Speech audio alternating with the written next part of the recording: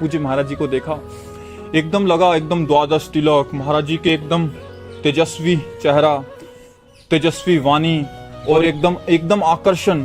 ऐसा लग रहा था कि कोई कहाँ से, मैं कौन सी दुनिया में आ गया हूँ, मुझे समझ नहीं आ रहा था। देखते ही एक अलग सी अलौकिक सी आनंद की अनुभूति हुई। पूज्य महाराज जी से पहली बार भेंट हुई। ओहो, वो भेंट मेरे जीवन का वो एक दिन ही अलग था, जिसमें मतलब पूरे जीवन को ही चेंज कर दिया उस एक मुलाकात ने, पहली मुलाकात में। महाराज जी का तेजो में जब मुखमंडल जब पहली बार जब दर्शन हुआ जी, तो हृदय में एक अपार आनंद का अनुभव हुआ जी, और ये हुआ कि जैसे यही मेरे सर्वस्व हैं, जी, इन्हीं की खोज थी जी, जो अब पूर्ण हो गई, अब विश्राम हो गया। जी। इन्हीं के श्री चरणों में हमारा सर्वस्व विश्राम। क्योंकि महाराज जी का जो सत्संग था ना, वो ऐसा वैसा सत्संग नहीं है।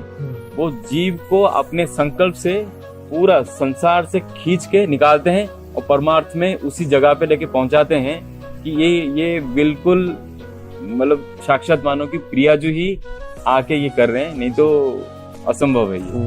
वो मोमेंट तो मैं आज भी चेरिश करता हूँ। वो हृदय में एक बहुत ही स्पेशल मोमेंट है। मैं तरस रहा था कि महाराज जी को एक झलक मिल जाए।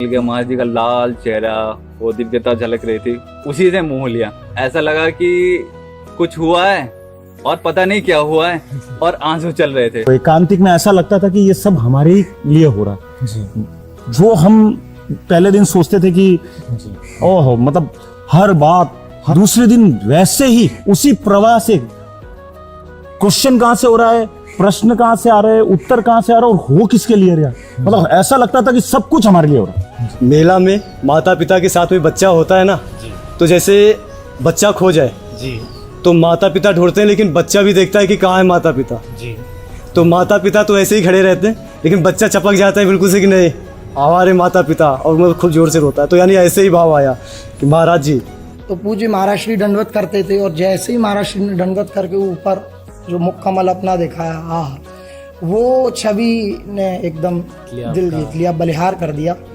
और हृदय में उसी समय हो गया कि लाडली जी ने ठौर दे दी। तो जब पहली बार गुरुदेव भगवान की हमने वाणी सुनी तो एक अलग सा आकर्षण था।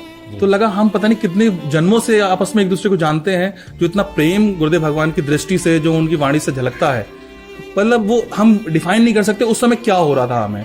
पहले जैसे संसार में भोगों को लेके अलग अलग कामनाएं रहती थी, एक जलन अंदर पैदा ही रहती थी, हर एक चीज को भोगने की इच्छा जी, बनी ही रहती थी। जी, अब यहाँ आके एक विश्राम, एक शांति महसूस होती है। अब ऐसा लगता है अब कुछ नहीं चाहिए। जी।